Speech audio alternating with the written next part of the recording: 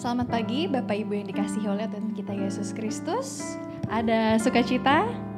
Haleluya. Menyapa juga Bapak Ibu yang ada di ibadah Zoom. Hari ini kita merayakan apa ya Bapak Ibu? Udah ada tulisannya besar. Kita merayakan kenaikan Tuhan Yesus. Hari Yesus naik ke surga. Bukan untuk meninggalkan kita ya Bapak Ibu, tapi justru untuk menyatakan janjinya, yaitu untuk selalu setia menemani kita di bumi, dan suatu hari nanti Tuhan akan datang kedua kalinya. Kita mau mengucap syukur, kita mau mengangkat pujian bersamamu Bapa. Saya undang Bapak Ibu untuk bangkit berdiri.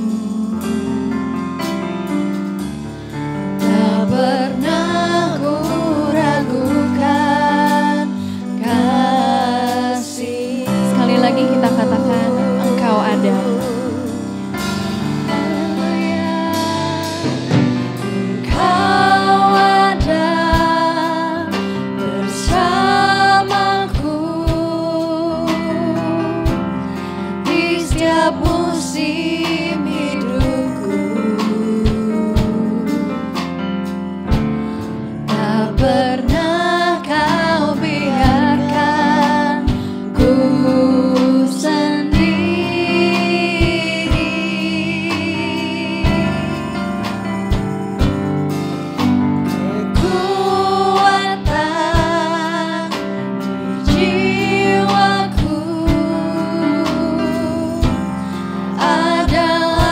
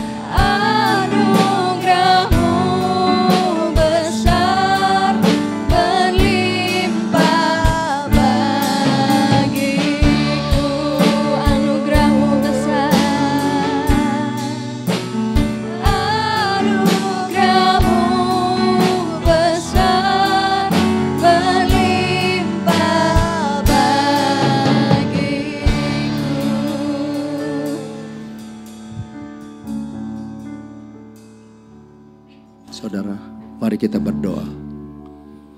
Bapa Allah dalam sorga, kami ucap syukur dan terima kasih untuk saat ini Tuhan. Kau begitu baik buat kami Tuhan. Anugerah-Mu sangat besar buat kami Tuhan. Sehingga pagi ini kami dapat hadir Tuhan. Bersama-sama untuk memuji, memuliakan nama-Mu, meninggikan nama-Mu. Terima kasih Bapa. Kami percaya Engkau saat ini bersama-sama dengan kami Tuhan. Engkau ditinggikan, Engkau dimuliakan Tuhan. Dan kami percaya Engkau naik Tuhan. Naik ke sorga menyediakan yang terbaik untuk kami. Terima kasih saat ini Tuhan. Kami siap ingin memuji muliakan nama-Mu Tuhan. Berkati yang melayani maupun yang dilayani Tuhan. Sound leader, tim musik semua Tuhan kami yang hadir Tuhan berkati. Kuasa Roh Kudus pimpin kami Tuhan di hati kami. Jauhkan kami dari semua gangguan apapun Tuhan. Kami percaya kami memulai ibadah dalam nama Yesus Kristus. Haleluya. Amin. Amin. Senyum dulu dan sapa kanan kirinya. Salam kanan kiri. Karena hari ini kita mau bersuka cita bersama. Bertemu dalam kasihnya, saya persilakan untuk duduk kembali.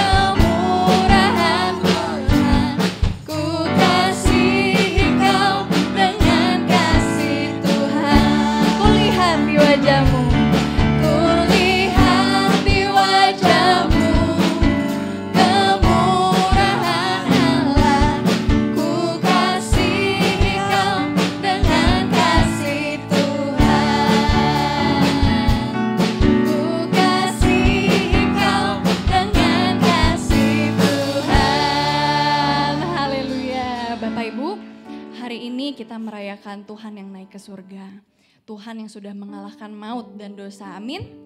Berarti kita semua pemenang ya Bapak Ibu ya. Kita bangkit berdiri bersama-sama. Lebih dari pemenang.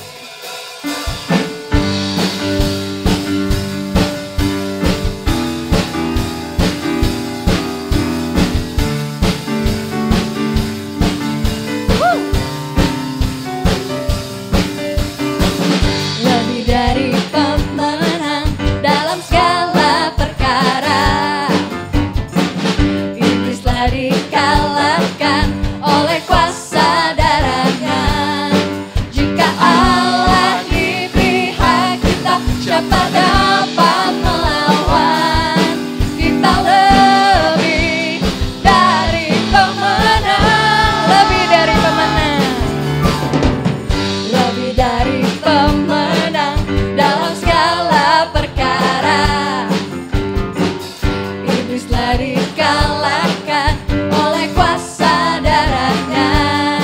Jika Allah di pihak kita, siapa dapat melawan? Kita lebih dari pemenang. Haleluya, haleluya. Kibarkanlah pancinya, Yesus Raja segala raja. Haleluya. Bangkitlah gerejanya, kita lebih dari pemenang. Haleluya. Lebih dari pemenang dalam segala perkara. Haleluya. Iblis telah dikalahkan oleh kuasa darahnya. Jika Allah di pihak kita, siapa dapat melawan? Kita lebih dari pemenang. Haleluya. Kibarkanlah pancinya, Yesus Raja segala raja. Haleluya. Bangkitlah gerejanya, kita lebih dari pemenang. Haleluya. Kibarkanlah pancinya, Yesus Raja segala raja. Haleluya. Bangkitlah gerejanya, kita lebih dari pemenang. Kita lebih dari pemenang. Saya lebih dari pemenang. Haleluya. Silahkan duduk Bapak Ibu. Puji Tuhan. Saya membuka ruang kesaksian. Pasti banyak sukacita yang ingin dibagikan di sini. Hari ini ramai ya, puji Tuhan. Haleluya, puji Tuhan. Hari ini saya mau nyaksiin cinta kasih Tuhan ya buat keluarga saya.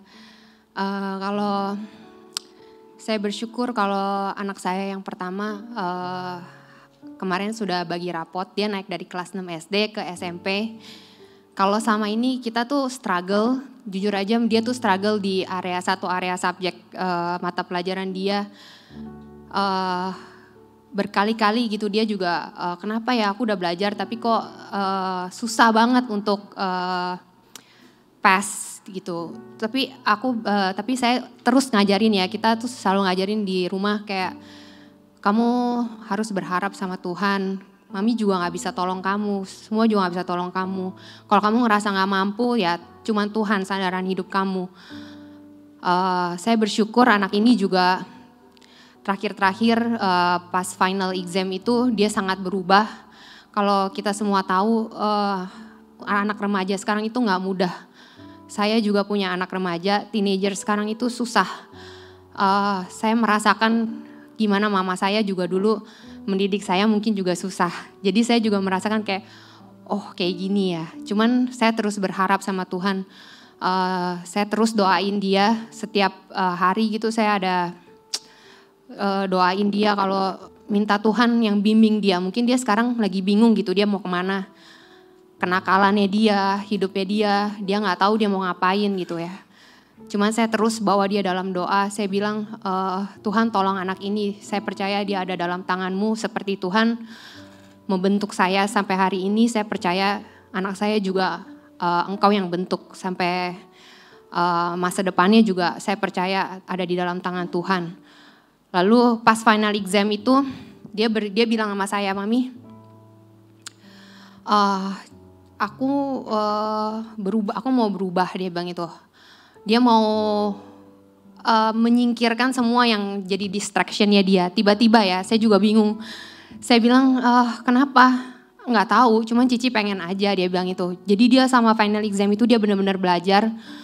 Dan saya kaget, kemarin saya ambil rapot, gurunya bilang, Mam ini anaknya si Candice ini banyak improvement, dia bilang. Dia kayaknya ngebut final exam ini, jadi dia benar-benar nilainya pas semua dan bagus, dia bilang. Saya juga kaget, oh ya Miss, iya. Berarti benar-benar anak ini benar-benar membuktikan ke saya kalau dia benar-benar berubah. Jadi saya mengucap syukur sama Tuhan kalau Tuhan mengubahkan dia gitu, nggak ada yang mustahil. Yang saya pikir saya merasa susah gitu ngadepin anak ini, ada air mata selama saya mendidik anak ini. Ada on off gitu, cuman Tuhan penuhi janjinya. Saya percaya gitu Tuhan yang mengubahkan anak ini dan memegang masa depannya. Dan itu terbukti kemarin rapotnya semuanya bagus.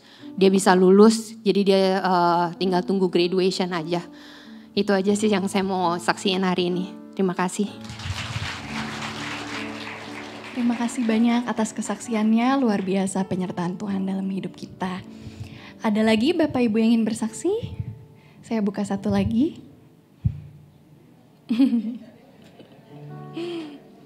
Oh ya, puji Tuhan.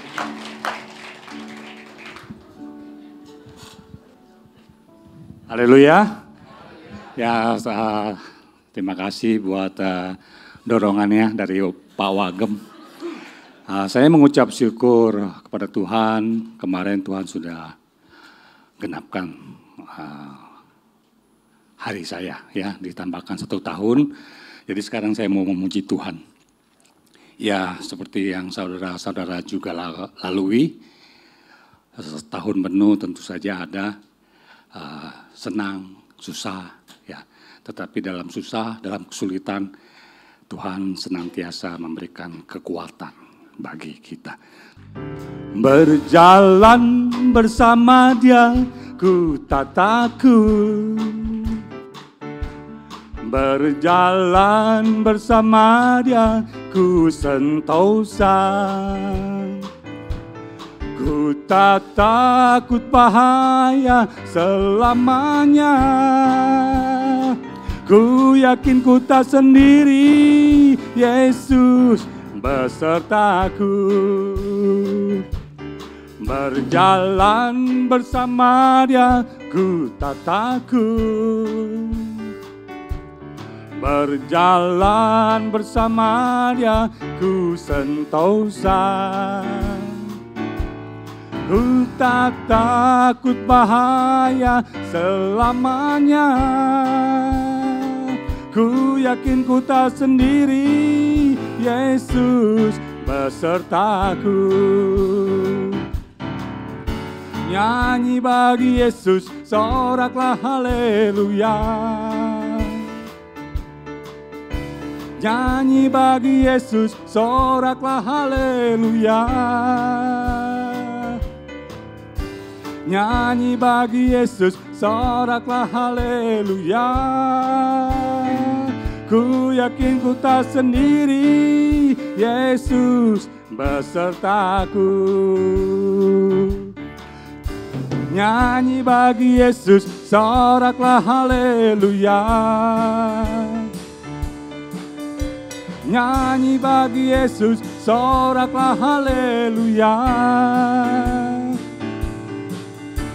nyanyi bagi Yesus, soraklah haleluya.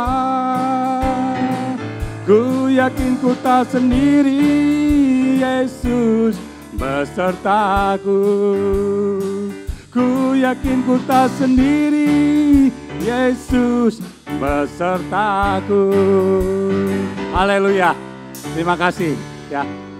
Kita angkat satu pujian yang sebenarnya ini lagunya pernah dinyanyikan ya sama mama saya, karena lagu ini adalah ciptaannya beliau. Tahun 2008 atau 2009 ya Mi ya. 2008, oh Bu Ratna yang hafal, saya nggak hafal. Benar-benar lagu yang udah saya dengarkan selama saya grow up ya, berarti sekarang 2025 berarti udah berapa belas tahun ya. Dulu saya dengar lagu ini cuma sekedar pengen hafalin lagu ciptaannya Mami gitu ya. Ada beberapa lagu juga yang saya hafal-hafalin tanpa benar-benar memaknai lagu itu sendiri gitu. Tapi saat sekarang saya udah cukup dewasa untuk memahaminya, benar-benar lagu ini sangat menguatkan dan mengingatkan kita untuk bersyukur, untuk mengingat pengorbanan Tuhan di dalam hidup kita.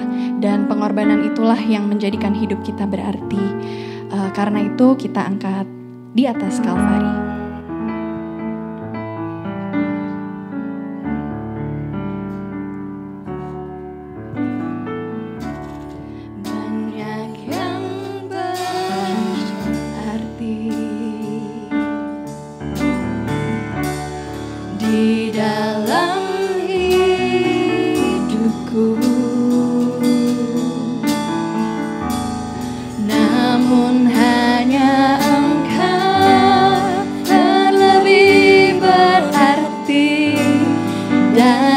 Segalanya,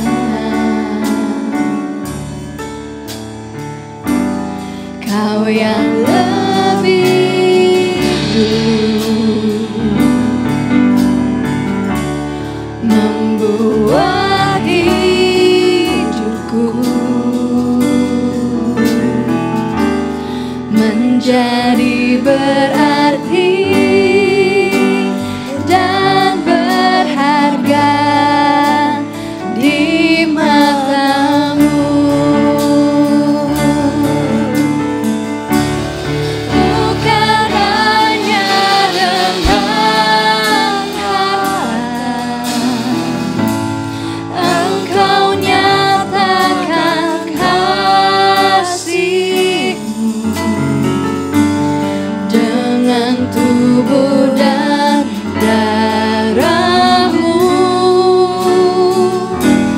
tercurah untukku.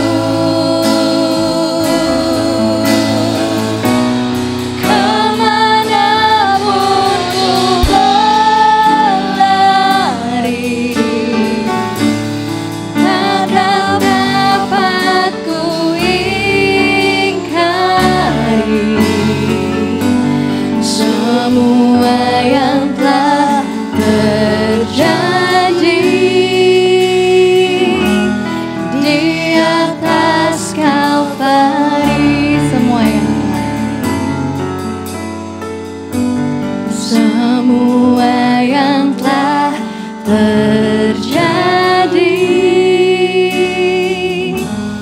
di atas Kalvari. Haleluya. Saya undang Bapak Ibu untuk bangkit berdiri. Kita akan menyanyikan Mengenal Hatiku.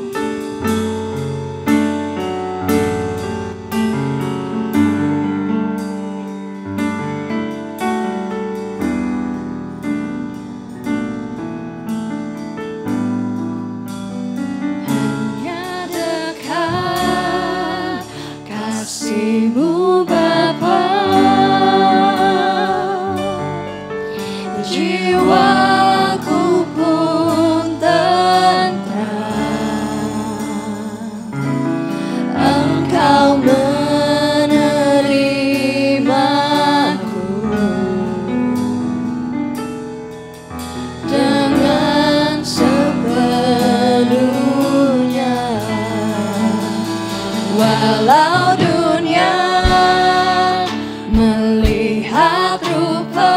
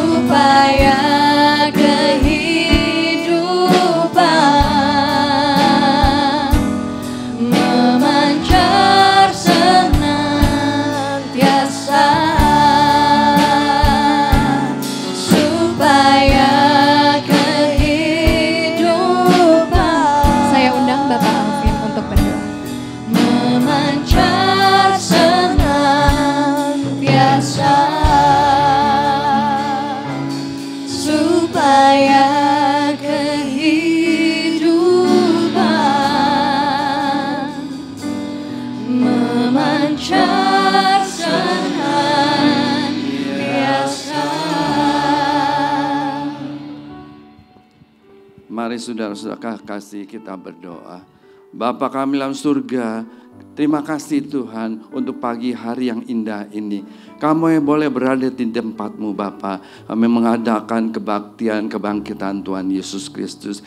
Terima kasih juga untuk pujian yang sudah kami naikkan. Biarlah menjadi dupa yang harum di hadapan-Mu Bapa.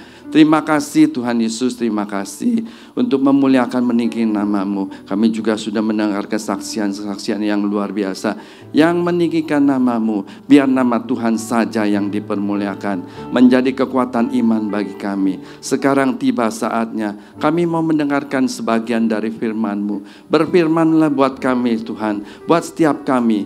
Biar kami sangat perlu firman-Mu, kami sangat butuh firman-Mu. Pakai hamba-Mu, pakai pendeta Keri Sonda untuk menyampaikan firman-Mu, untuk mengajar mendidik kami, supaya boleh kami mengerti akan firman-Mu, boleh pengertian akan firman-Mu. Kami percaya Tuhan, berkat firman-Mu yang tercurah buat kami, kami akan terima berkat yang luar biasa, berkat yang spesial daripada-Mu. Berfirman buat setiap kami siap mendengarkannya. Di dalam nama Tuhan Yesus Kristus kami sudah berdoa mengucap syukur. Haleluya, amin. Amin.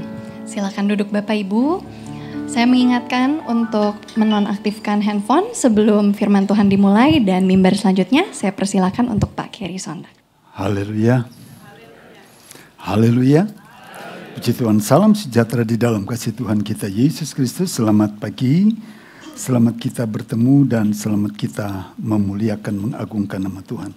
Dalam satu ibadah yang diberkati, ibadah yang luar biasa, membawa kita untuk berterima kasih kepada Tuhan bahwa pada kesempatan ini Tuhan boleh memberikan kita atau membuka pikiran kita tentang apa yang telah dikerjakan Tuhan ketika Tuhan naik ke surga. Puji Tuhan, Tuhan Yesus memberkati. Terima kasih kepada Tante Melani, Ibu Gembala yang boleh mempercayakan saya beribadah, bahkan melayani Bapak Ibu saudara-saudara dengan firman Allah. Tuhan Yesus memberkati.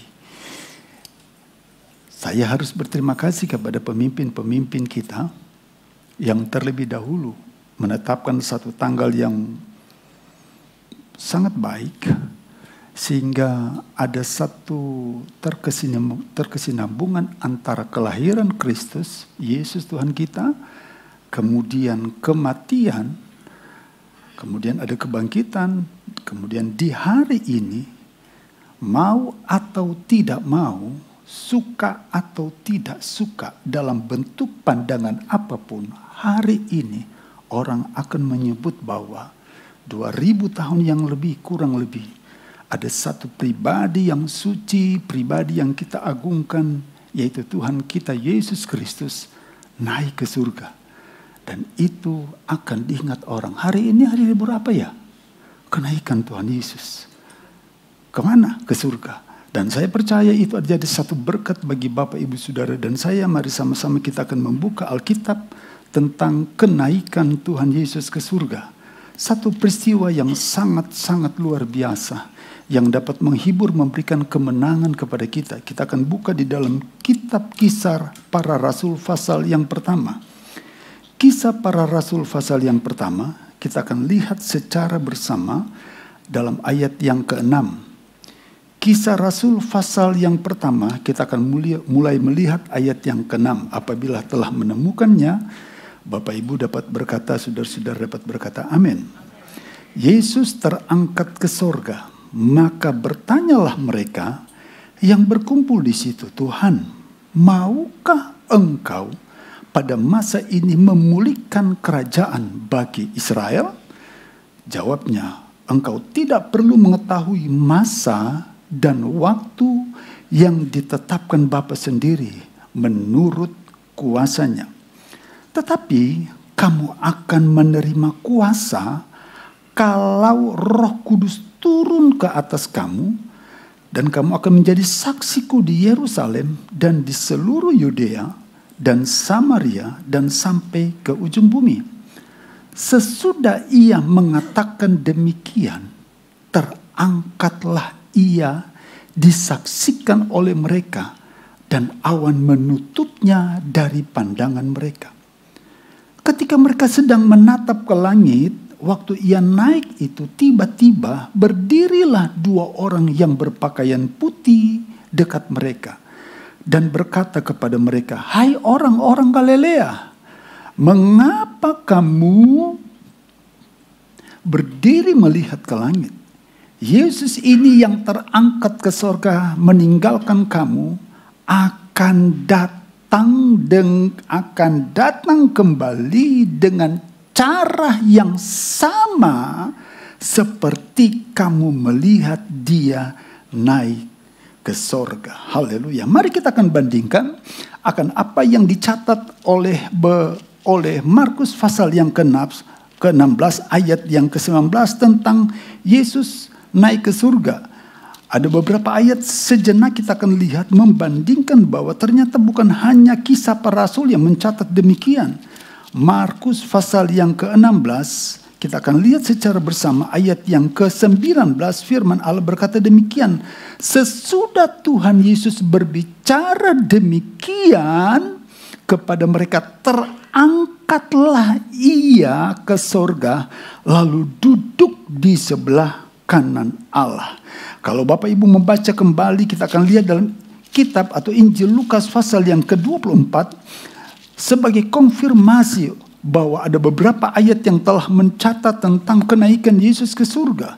Injil Lukas pasal yang ke-24 ayat yang ke-50 berkata demikian. Lalu Yesus membawa mereka keluar kota sampai ke Betania. Di situ ia mengangkat tangannya dan memberkati mereka. Dan ketika ia sedang memberkati mereka, ia berpisah dari mereka dan firman Allah berkata, dan ia terangkat ke surga. Mereka sujud menyembah kepadanya, lalu mereka pulang ke Yerusalem dengan bersukacita. Mereka bersukacita senantiasa berada di dalam bait Allah dan memuliakan Allah. Bapak, Ibu, saudara-saudara yang kekasih dalam Tuhan kita Yesus Kristus, ternyata jelas sekali firman Allah menulis tentang kenaikan Yesus ke surga. Apa yang kita peringati sekarang itu pernah terjadi beberapa tahun yang lalu. Apa yang telah kita agungkan sekarang tentang kenaikan Kristus pada waktu itu benar-benar terjadi. Firman Allah adalah ya dan amin. Andai kata waktu itu teknologi seperti sekarang kemampuannya, apa yang akan kita lakukan ketika melihat Yesus naik ke surga? Selfie. Real. Tuh TikTok tuh penuh tuh. Apalagi video-video pendek penuh. Yesus naik ke surga. Saya saksi nyatanya. Tuh lihat tuh. Gitu saudara ya. Waktu itu. Dan itu tidak bisa dihapus. Itu kenyataan karena ada bukti. Tapi firman Allah yang kita baca meyakini kita, memberikan kepastian kepada kita bahwa peristiwa itu pernah terjadi. Yesus setelah mati, bangkit, beberapa hari kemudian menampakkan diri kepada murid-muridnya dan firman Allah mencatat bahwa Yesus itu naik ke surga. Pertanyaannya, kenapa Yesus naik ke surga? Apa yang membuat kita dapat memahami, dapat kita melihat kenapa Yesus naik ke surga? Kenapa kita beribadah dan mengingat akan kenaikan Kristus ke surga? Kenapa kita berhimpun bersama-sama sebagai wujud nyata bahwa kita bersukacita seperti murid-muridnya pada waktu itu melihat Yesus naik ke surga? Apa yang kita dapatkan? Mari saya akan bagi kepada Bapak Ibu saudara-saudara di dalam kitab Yohanes, Injil Yohanes pasal yang ke-14. Kenapa Yesus naik ke surga? Mari kita perhatikan baik-baik akan ayat yang pertama.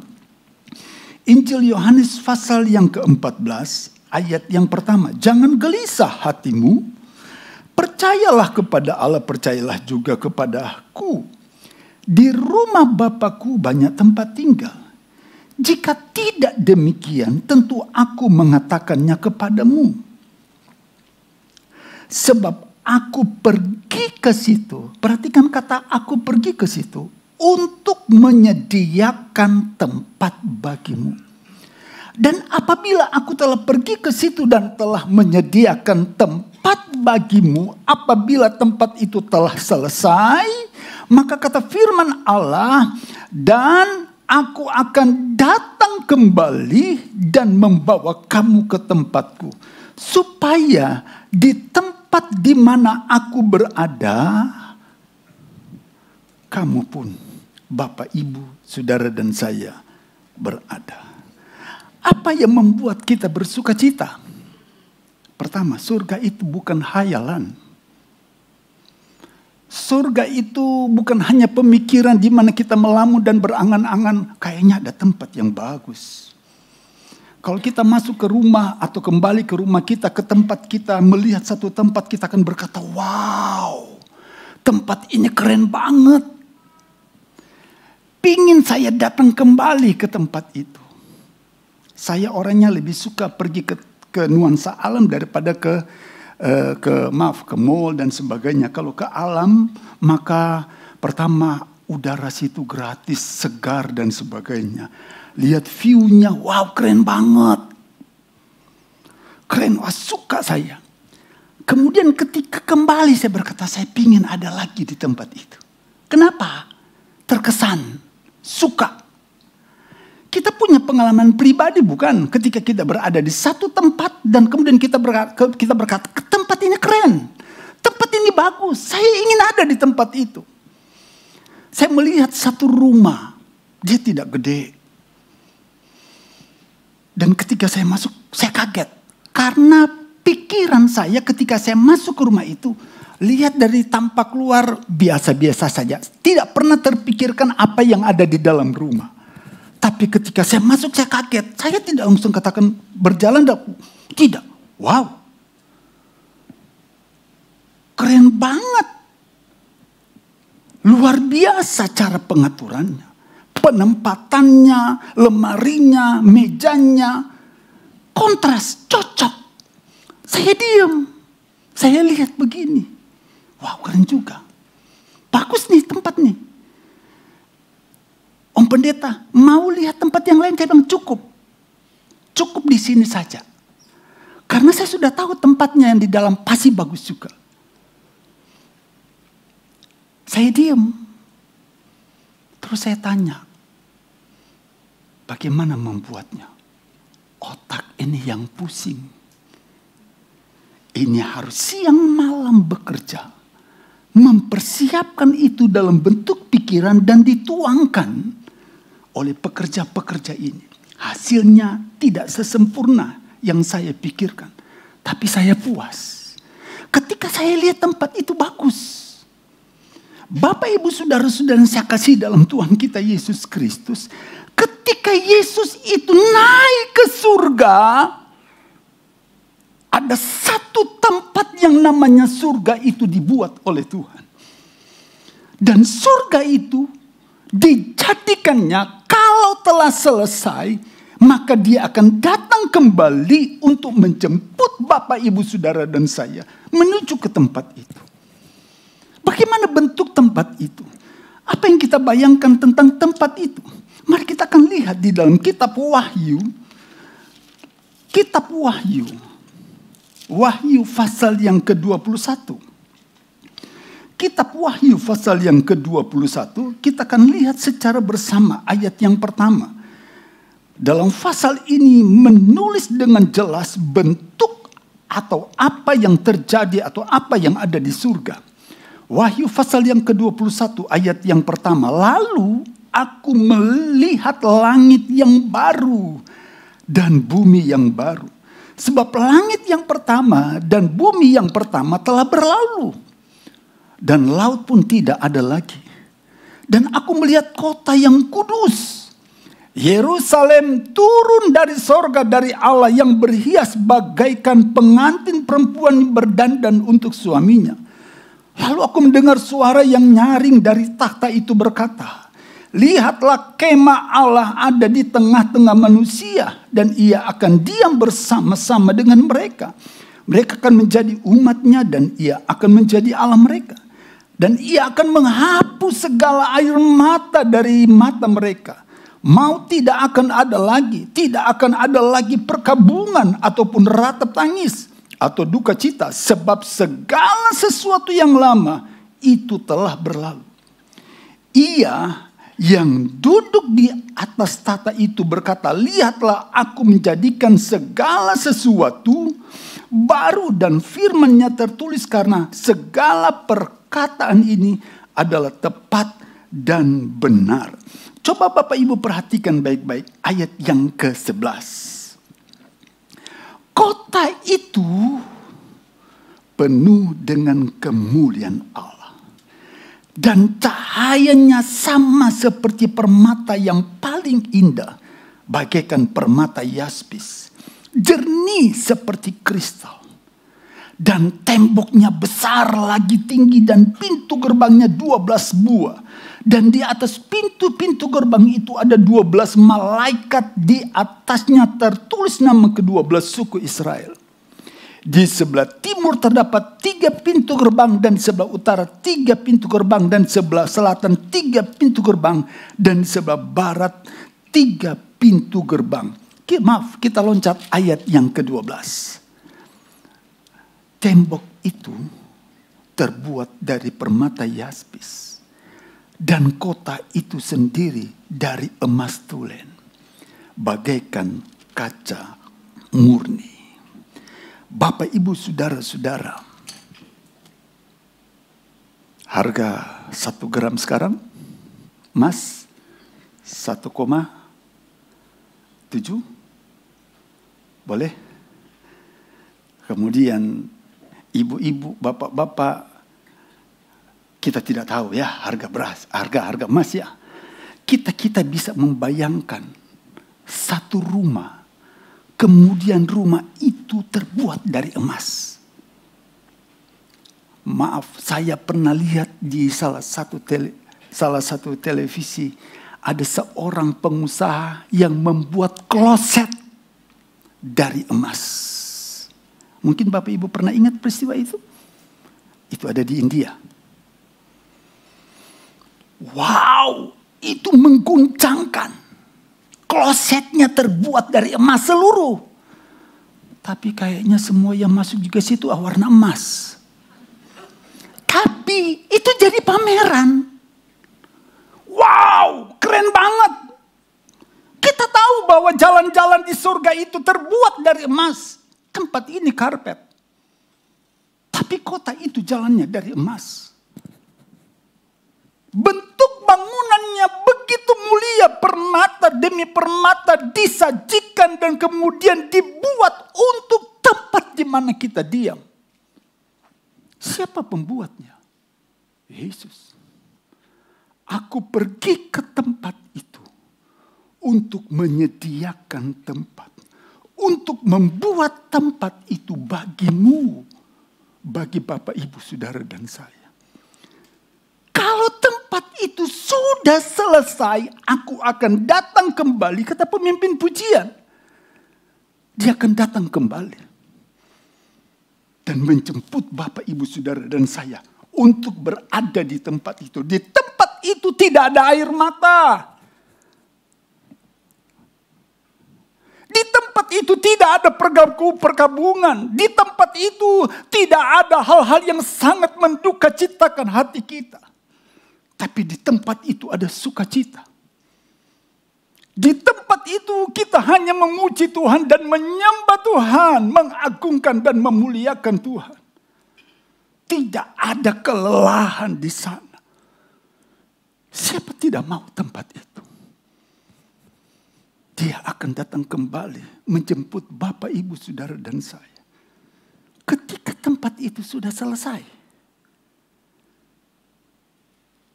Ada bentuk kedatangan Tuhan yang seringkali diucapkan oleh seseorang tanpa kita sadari. Ketika kita berada di satu tempat yang namanya dalam tanda petik kedukaan, kita akan berkata kepada orang itu apabila dia percaya kepada Tuhan, dan kita akan berkata, tempatnya sudah selesai. Rumahnya sudah selesai. Dia sudah dipanggil pulang untuk berada di tempatnya. Mungkin kita bercanda, kita tidak serius. Tapi tanpa kita sadari kita mengamini bahwa tempat bagi orang itu yang telah mendahului kita, tempatnya sudah selesai.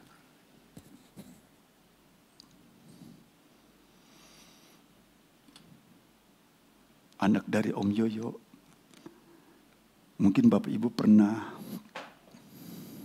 saya melihat tayangan itu dan kesaksian dari salah satu anaknya, Helga. Dalam bentuk mimpi atau bagaimana dia katakan, saya melihat Papa. Dan ketika berjumpa dalam percakapan itu, Helga katakan, yuk Papa. Kata Om Yoyo, tidak. Saya lebih senang tempat di sini. Tempat saya ada di sini. Ada yang berbeda. Sebelum mami saya meninggal, dia berkata kepada adik saya yang pergi kuliah. Dia menyebut namanya, cepat pulang. Karena mami sudah dijemput.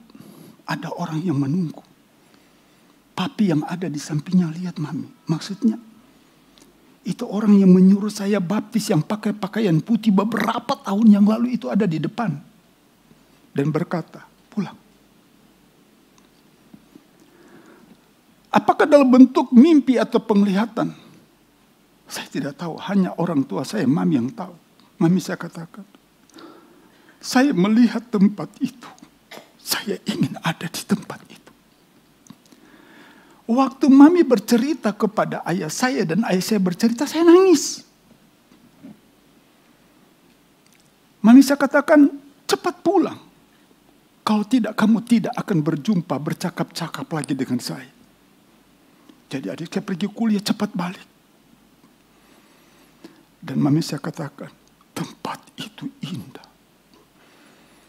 Saya belum pernah lihat tempat yang seindah itu. Dan orang itu sudah menjemput saya yang pakai pakaian putih. Lihat ke jalan, ke halaman tidak ada orang. Tapi ibu saya katakan, itu orangnya. Sudah berkata, ayo pulang.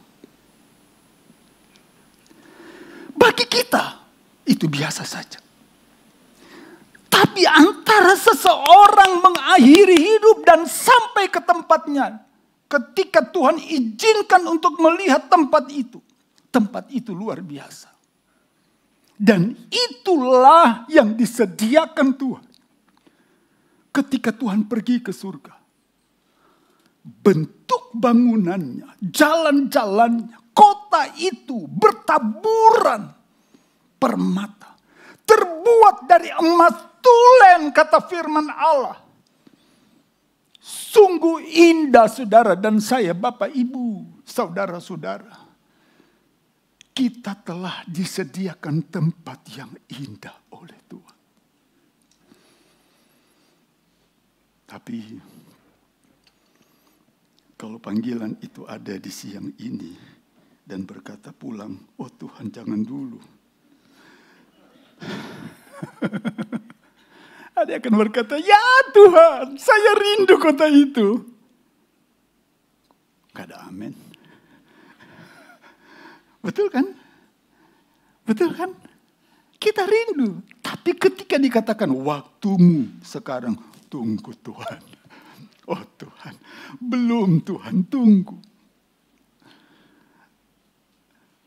Tuhan tahu waktu yang tepat, bukan? Gak ada yang amin. Kenapa? Berarti tempat kita belum selesai.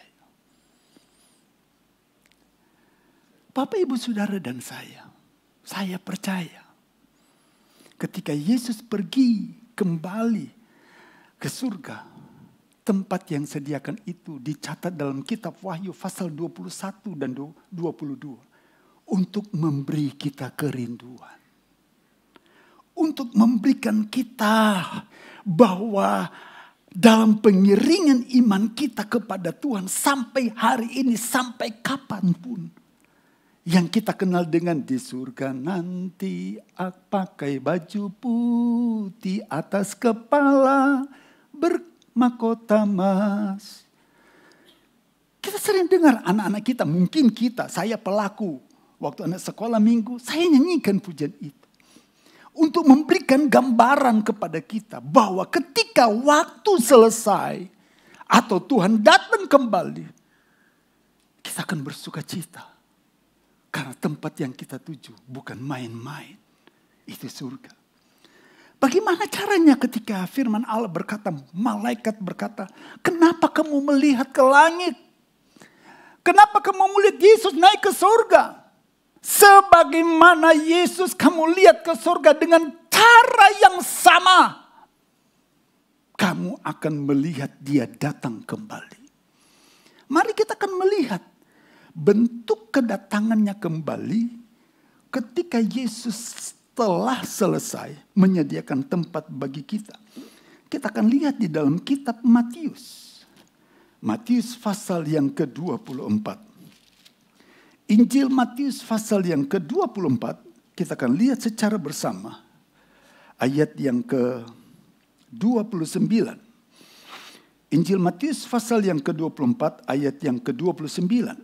Segera sesudah siksaan pada masa itu, matahari akan menjadi gelap dan bulan tidak bercahaya. Dan bintang-bintang akan berjatuhan dari langit. Dan kuasa-kuasa langit akan goncang. Ini akan terjadi Bapak Ibu. Ayat 30. Pada waktu itu akan tampak tanda anak manusia di langit. Dan semua bangsa di bumi akan meratap dan mereka akan melihat anak manusia itu datang di atas awan-awan di langit. Dengan segala kekuasaan dan kemuliaannya. Dan ia akan menyuruh keluar malaikat-malaikatnya dengan meniup sangkakala yang dahsyat bunyinya. Dan mereka akan mengumpulkan orang-orang pilihannya dari keempat penjuru bumi. Dari ujung yang langit yang satu ke ujung langit yang lain. Coba kita lihat pada Matius pasal yang ke-16. Matius pasal yang ke-16. Ayat yang ke-27. Matius 16 ayat yang ke-27. Bentuk kedatangan Tuhan. Berkata demikian. Sebab Anak manusia akan datang dalam kemuliaan Bapanya diiringi malaikat-malaikatnya. Pada waktu itu ia akan membalas setiap orang menurut perbuatannya. Satu ayat lagi. Matius pasal yang ke-25. Matius pasal 25 ayat yang ke-31. Apabila anak manusia datang dalam kemuliaannya dan semua malaikat bersama-sama dengan dia, maka ia akan bersemayam di atas tahta kemuliaannya. Lalu semua bangsa akan dikumpulkan di hadapannya. Dan ia akan memisahkan mereka seorang dari seorang. Sama seperti gembala memisahkan domba dari kambing. Dan ia akan menempatkan domba-domba di sebelah kanannya.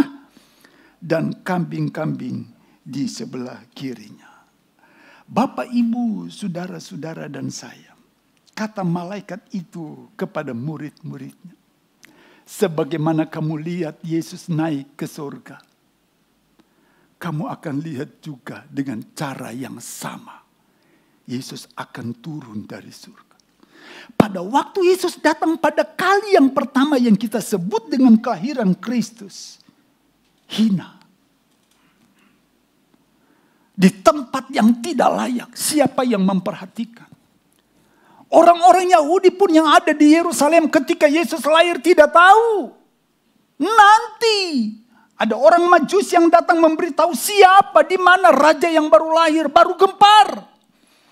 Tapi peristiwa kedatangan Kristus tidak ada yang tahu.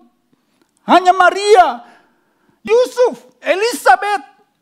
Orang-orang di sekitarnya tahu siapa yang ada di perut Maria. Dialah raja di atas segala raja. 30 tahun kemudian muncul dan menjadi seseorang yang sangat terkenal dengan segala mujizatnya. Dialah Tuhan kita, mulai berkarya di usia ke-30 tahun selama 3 tahun setengah. Bentuk kedatangannya tidak ada yang tahu. Tapi ketika Yesus datang pada kali yang kedua, Yesus tidak datang sendiri. Yesus akan datang dengan malaikat-malaikatnya. Turun dari surga dengan segala kekuatan tentara surga yang namanya malaikat-malaikat Tuhan. Akan turun dari surga. Mungkin Bapak Ibu pernah melihat video pendek dari seorang anak kecil. Saya diperlihatkan. Mungkin sekitar 2-3 tahun. Anak itu hanya melirik ke atas dan berkata, Yesus sudah siap. Waktunya telah tiba. Tayangan-tayangan seperti ini mungkin kita anggap biasa. Tapi itu mulai ditunjukkan, diperlihatkan kepada beberapa orang tentang kesiapan bala tentara surga. Sangkakala akan segera berbunyi. Dulu saya pernah berpikir, bagaimana bunyi sangkakala bisa didengar oleh semua orang. Dalam bentuk fenomena, itu pernah terjadi di daerah dataran Eropa. Ada bunyi, kata orang sangkakala. Ini bunyi dari mana? Siapa pemain saksofon yang bisa diketahui oleh beberapa negara?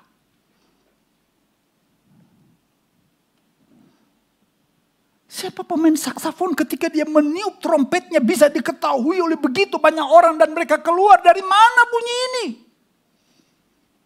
Dari berbagai pandangan orang berkata, itu hanya bunyi ini dan itu. Tapi saya ingat firman Allah. Sangkakala akan berbunyi. Dan itu tandanya ketika Yesus datang. Dia akan datang dengan segala kekuatannya. Apa yang akan dikerjakan? Perhatikan Bapak Ibu Saudara-saudara. Yang pertama yang dilakukan adalah memisahkan domba dengan kambing. Tuhan datang untuk membalas setiap orang menurut perbuatannya.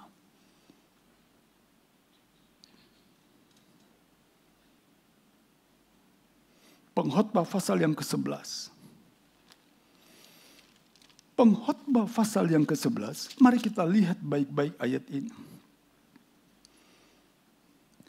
Pengkhotbah pasal yang ke-11 ayat yang ke-9. Bersukarialah hai pemuda dalam kemudaanmu. Biarlah hatimu bersuka pada masa mudamu. Dan turutilah keinginan hatimu dan pandangan matamu. Tetapi ketahuilah bahwa karena segala hal ini Allah akan membawa engkau ke pengadilan. Tuhan tidak pernah melarang seseorang melakukan apapun. Kata firman Allah, turuti pandangan matamu. Apa yang menjadi keinginan hati, ikuti. Tapi karena semua yang kita kerjakan, satu waktu akan datang yang namanya ketika Tuhan Yesus datang kembali, Dia akan membalas. Dia akan meminta pertanggungjawaban dengan apa yang kita kerjakan.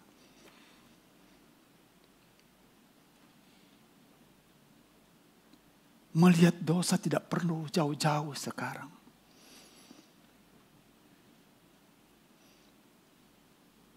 Dunia HP yang namanya smartphone. Ada seorang ibu berkata, aduh saya ngajak anak saya susah banget. Dia itu pendiam. Dia kalau sudah di depan laptop, Dan HP-nya, dia tidak akan kemana-mana. Waduh, bagus anak saya. Dia tidak suka bergaul kemana-mana. Dia bisa sampai malam di depan layar itu dan handphonenya. Wow. Bagaimana anak muda? Tuh, orang tua pada ketawa. Beritahu kepada saya. Jadi betul, anak saya bagus sekali sampai malam dia ada di depan laptopnya dan handphonenya. Dia belajar. Ibu yang bersaksi tahu sedikit mengerti tentang air mata. Waktu usia saya belum ada handphone. Kalau orang tua saya katakan no, tidak. Lebih dari itu rotan. Maaf ya, betul ya Bapak Ibu? Betul. Saya tidak mengatakan ayah saya keras. Ayah saya kalau tidak disiplin, saya hancur. Silakan pergi. Tapi jam 6 sore ada rayon, ibadah, keluarga. 5:30 you harus ada di rumah. Acara apapun tidak. Kalau tidak, Anda tahu akibatnya. Waduh. Tidak berani kata gini. Kenapa sih kalau saya nggak pergi? Kalau saya terlambat bagaimana? Coba kita waktu zaman itu Bapak Ibu saudara-saudara yang hidup. Itu kayaknya pantat ini. Kita udah tahu. Tapi kalau berlakukan sekarang. Komnas HAM. Kayaknya. Lebih enak zaman saya dulu. Lihat orang tua pagi Pak. Pagi. Kalau sekarang pagi Pak. Ya. Pagi. Kayaknya sih. Terus saya katakan kepada ibu. Jadi anak ibu itu di depan handphone. Wow. Mau? Karena dia agak jadul, lebih tua dari saya. Tante mau lihat? Tante pingin lihat apa di handphone? Saya pingin ini. Saya ketik kepada mbah saya. Tek. Mau apa? Saya pingin lihat harganya. Cepat. Pingin lihat tayangan apa? Oh Tuhan Yesus. Sebutkan saja. Maka handphone yang kecil ini akan memenuhi apa yang tante inginkan. Jadi ketika saya ajak dia keluar, dia tidak mau. Jangan. Oh, itu hanya persepsi.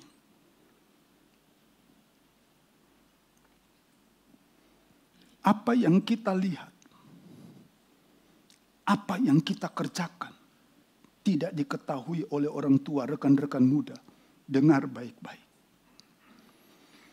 Bisa sembunyi di dalam kamar berjam-jam dengan senyum. Satu waktu akan dipertanggungjawabkan. Dia akan memisah domba dan kambing. Yang setia puji Tuhan, yang tidak setia dia akan tahu akibatnya. Itu kedatangan Tuhan pada kali yang kedua.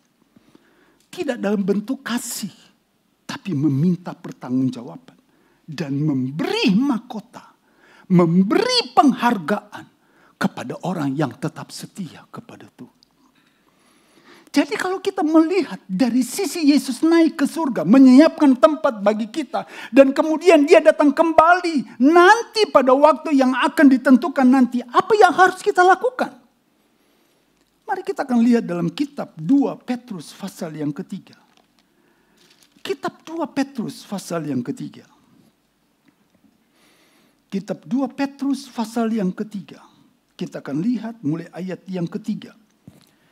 Yang terutama harus kamu ketahui ialah bahwa pada hari-hari zaman akhir akan tampil pengejek-pengejek dengan ejekan-ejekannya, yaitu orang-orang yang hidup menuruti hawa nafsunya. Kata mereka, di manakah janji tentang kedatangannya? Sebab sejak bapak-bapak leluhur kita meninggal, segala sesuatu tetap seperti semula. Pada waktu dunia diciptakan. Mereka sengaja tidak mau tahu bahwa oleh firman Allah langit telah ada sejak dahulu. Dan juga bumi yang berasal dari air dan oleh air. Dan bahwa oleh air itu bumi yang dahulu telah binasa dimusnahkan oleh air bah. Tetapi oleh firman itu juga langit dan bumi yang sekarang terpelihara dari api dan disimpan untuk hari penghakiman. dan kebinasaan orang-orang fasik. Akan tetapi saudara-saudara yang kekasih, yang satu ini tidak boleh kamu lupakan. Yaitu bahwa di hadapan Tuhan, satu hari sama seperti 1000 tahun. Dan 1000 tahun sama seperti satu hari. Ayat 9. Tetapi Tuhan tidak lalai menepati janjinya. Sekalipun ada orang yang menganggapnya sebagai kelalaian, tetapi ia sabar terhadap kamu. Karena ia menghendaki supaya jangan ada yang binasa, melainkan supaya semua orang berbalik dan bertobat. Tetapi pada hari Tuhan akan tiba seperti pencuri. Pada hari itu langit akan lenyap dan gemuruh yang dahsyat dan unsur-unsur dunia akan hangus dalam nyala api. Dan bumi dan segala yang ada di atasnya akan hilang lenyap. Ayat 11. Jadi, jika segala sesuatu ini akan hancur secara demikian, betapa suci dan salehnya kamu harus hidup. Sejak dahulu orang berkata bahwa kapan Yesus kembali? Aman. Tidak ada perubahan. Biasa-biasa saja. Saya dari sekolah minggu pun sudah mendengar khotbah dari pendeta saya. Pendeta Tanjin Han. Pendeta Senduk. Bercerita tentang kedatangan Tuhan. Sampai sekarang Tuhan belum datang. Kalimat itu muncul lagi kepada anak-anak kita. Kapan Tuhan datang? Sehingga orang berkata biasa-biasa saja. Saya berkata kepada anak saya pendeta. Kamu disebut anak pendeta.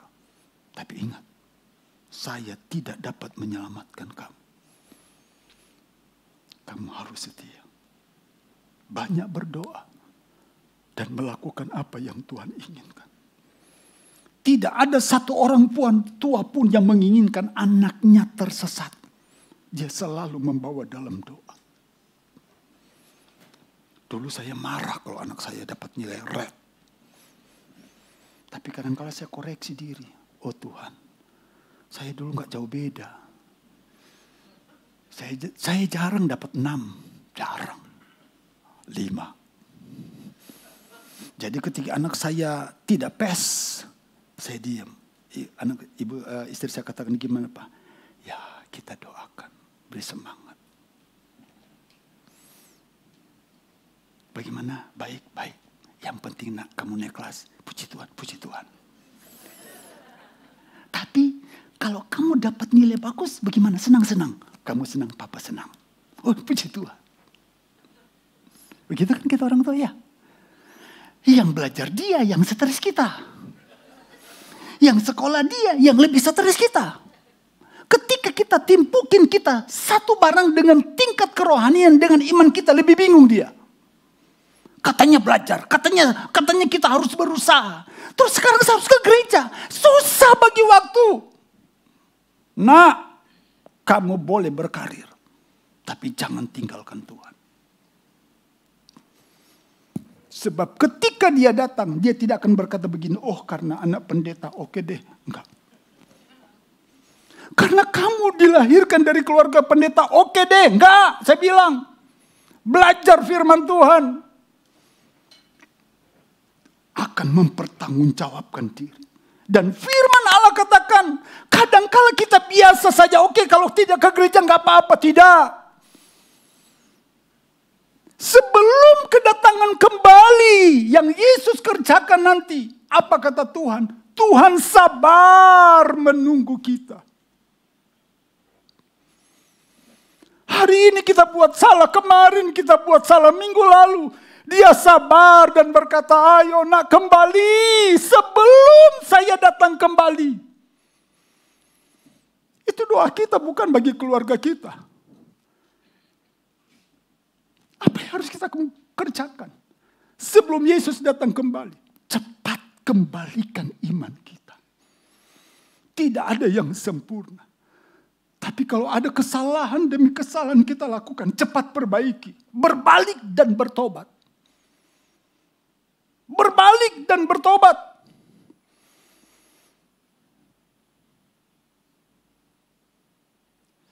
Apa yang tidak kita kerjakan, cepat kita perbaiki.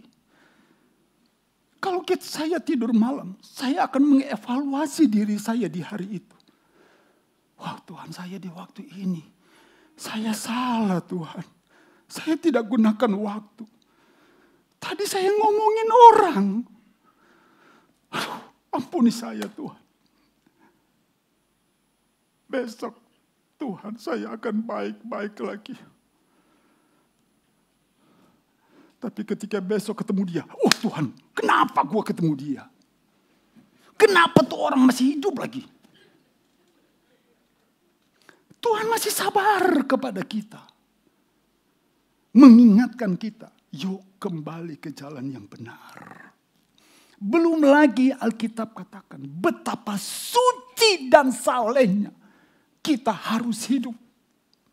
Bisa terjemahkan artinya, hidup di dalam kekudusan. Jangan di sini kudus, keluar jadi kudis. Kita angkat tangan, haleluya. Sampai di rumah kita gampar istri kita marah. Tidak beda dengan orang-orang yang tidak percaya. Hidup menurut keinginan Tuhan. Maka ketika kita didapati berkenan hidup kudus, Dia datang dan akan membawa kita ke tempat yang tepat, yang namanya surga. Mungkin sebagai gambaran, saya tidak usah buka Alkitab ayatnya. Lazarus dan orang yang kaya. Itu hanya gambaran dalam bentuk perumpamaan. Orang yang kaya itu berkata, Bapa, berilah saya 1 tetes.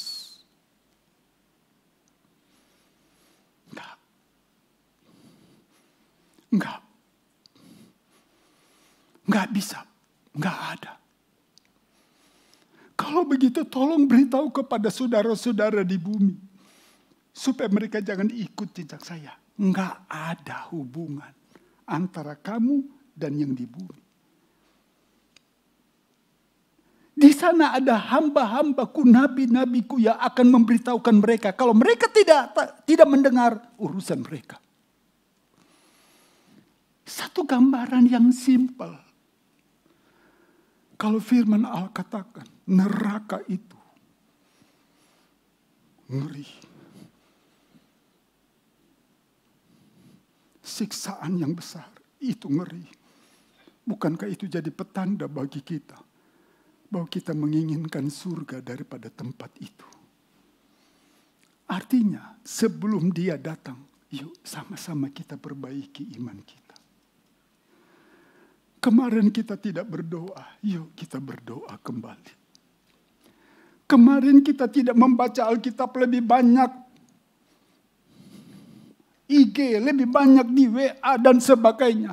Yuk tingkatkan 1 ayat jadi 2 ayat, 3 ayat per hari. Dan minta kecintaan antara kita dengan Tuhan.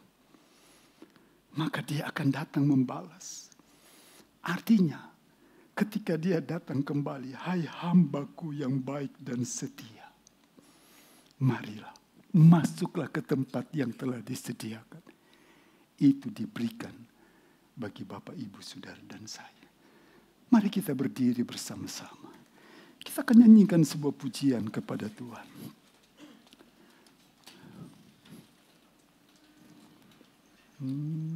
Tak lama lagi Tuhan datanglah. Tak lama lagi Tuhan datang.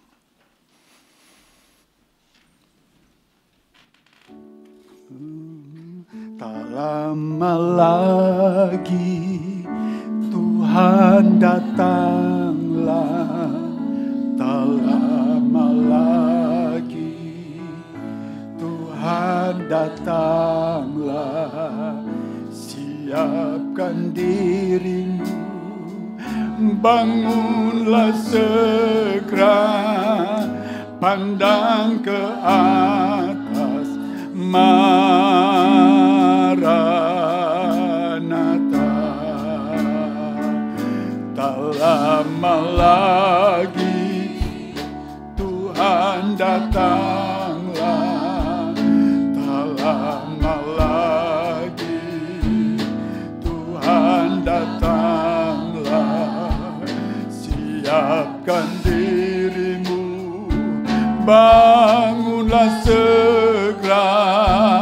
pandang ke atas, Maranatha. Tak lama lagi, tak lama lagi, Tuhan datanglah. Tak lama lagi, Tuhan datanglah. Siapkan dirimu, bangunlah segera, pandang ke atas, Maranatha. Bapak, Ibu, saudara-saudara yang kekasih, Yesus naik ke surga untuk menyiapkan tempat bagi kita. Tempat itu suci dan mulia. Tempat itu begitu indah, terbuat dari emas dan permata-permata. Tidak tertarikkah kita dengan tempat itu? Sebab ketika Tuhan datang, Dia akan membawa Bapak, Ibu, saudara-saudara ke tempat itu. Sebab itu persiapkan diri kita. Jaga iman kita. Jaga kekudusan hidup pribadi kita. Kesetiaan kita kepada Tuhan. Bumi yang kita diami ini akan hancur, kata Tuhan. Dan bagi setiap orang yang setia, ada tempat yang indah. Surga namanya. Disiapkan bagi Bapak, Ibu, saudara dan saya. Sebab itu miliki kerinduan, katakan Tuhan. Tidak lama lagi Tuhan datang. Nyanyikan kembali pujian ini. Haleluya. Tak lama lagi Tuhan datanglah. Tak lama lagi Tuhan datanglah. Siapkan dirimu, bangunlah segera, pandang ke atas, Maranatha. Tak lama lagi, tak lama lagi, amin, Tuhan datanglah. Tak lama lagi Tuhan datanglah. Siapkan dirimu, bangunlah segera, pandang ke atas, Maranatha.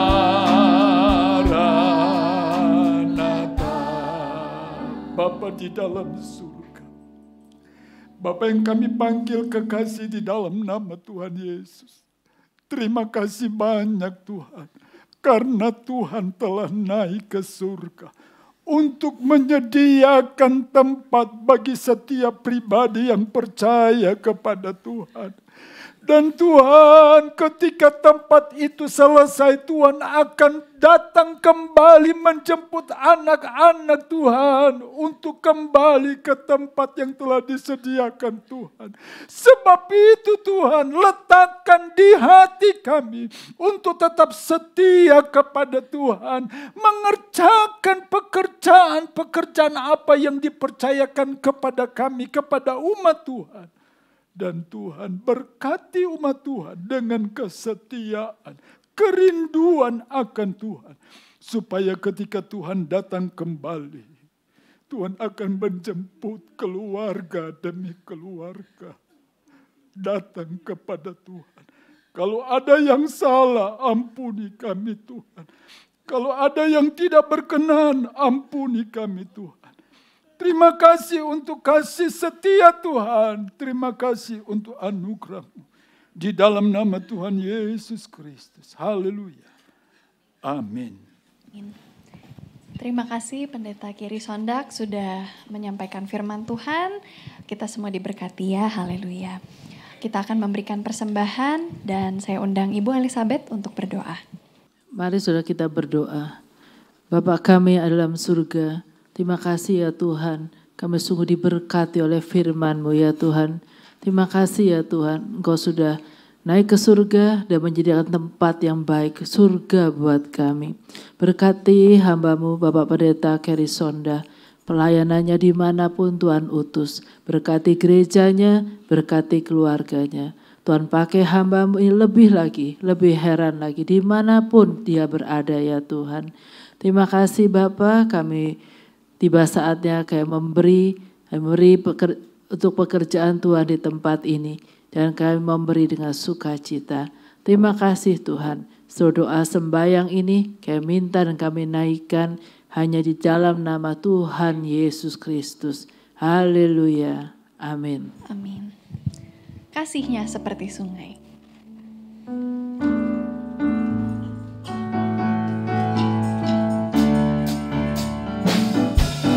Kasihnya seperti sungai, kasihnya seperti sungai, kasihnya seperti sungai di hatiku, mengalir di waktu susah, mengalir di waktu senang, kasihnya seperti sungai di hatiku,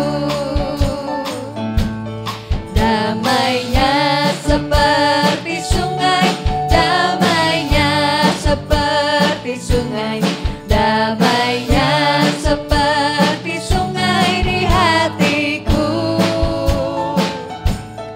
mengalir di waktu susah, mengalir di waktu senang, kasihnya seperti sungai di hatiku. Azabnya seperti sungai, berkatnya seperti sungai, berkatnya seperti sungai di hatiku, mengalir di waktu susah, mengalir di waktu senang, kasihnya seperti sungai di hatiku. Terima kasih atas persembahannya. Tuhan Yesus memberkati. Mari kita bersama-sama bangkit berdiri, tinggikan dirimu. Tinggikan dirimu, mengatasi langit, kebesaran-Mu Tuhan, mengatasi bumi, tinggikan dirimu. Saya undang Bapak Kerry Sonda. Mengatasi langit, Kemuliaan-Mu Tuhan, mengatasi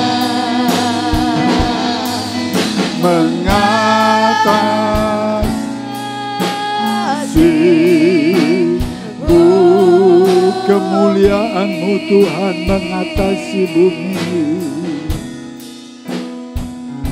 Kemuliaan-Mu Tuhan, mengatasi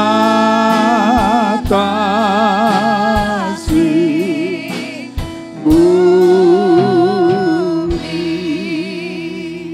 Kami berterima kasih kepada Tuhan karena kami boleh ada di rumah Tuhan. Kami berterima kasih karena kami dapat mempergunakan waktu untuk memuliakan nama Tuhan. Setiap pribadi yang mengerjakan hal itu dengan hati yang tulus, dengan sungguh-sungguh kepada Tuhan, diberkati.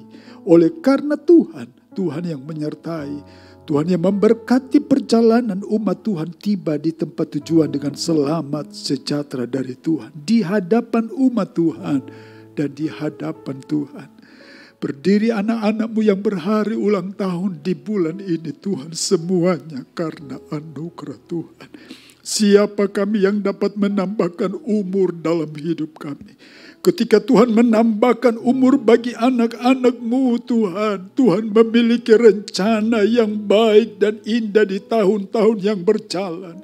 Sebagaimana tangan Tuhan telah menuntun di tahun sebelumnya, tangan Tuhan yang sama memberkati umat Tuhan di tahun yang berjalan dengan segala pertolongan, mujizat dan campur tangan Tuhan, kuat di dalam Tuhan, setia di dalam Tuhan. Terima kasih untuk berkat ulang tahun di dalam nama Tuhan Yesus. Jadi bagian anak-anak-Mu yang telah menikmati di bulan ini oleh karena Tuhan. Terima kasih Tuhan memberkati Ibu Gembala dan keluarga oleh karena Tuhan. Sehat-sehatkan dan Tuhan pakai dalam setiap rencana Tuhan, dalam setiap tanggung jawab, diberkati dan ditolong oleh Tuhan. Dan sekarang pulanglah dengan membawa berkat Tuhan. Pulanglah dengan menjadi setia kepada Tuhan. Dan apa yang dikerjakan oleh umat Tuhan, biarlah berkat Tuhan jadi bagian umat Tuhan. Bedakanlah umat-Mu dengan orang-orang yang tidak tahu menghormati Tuhan. Dan umat Tuhan diberkati di dalam kasih Allah Bapa kita. Dalam kasih Tuhan Yesus, kekuatan Allah Roh Kudus jadi bagian umat Tuhan mulai saat ini sampai Tuhan datang kembali. Di dalam nama Tuhan Yesus Kristus, kita yang diberkati Tuhan berkata, amin.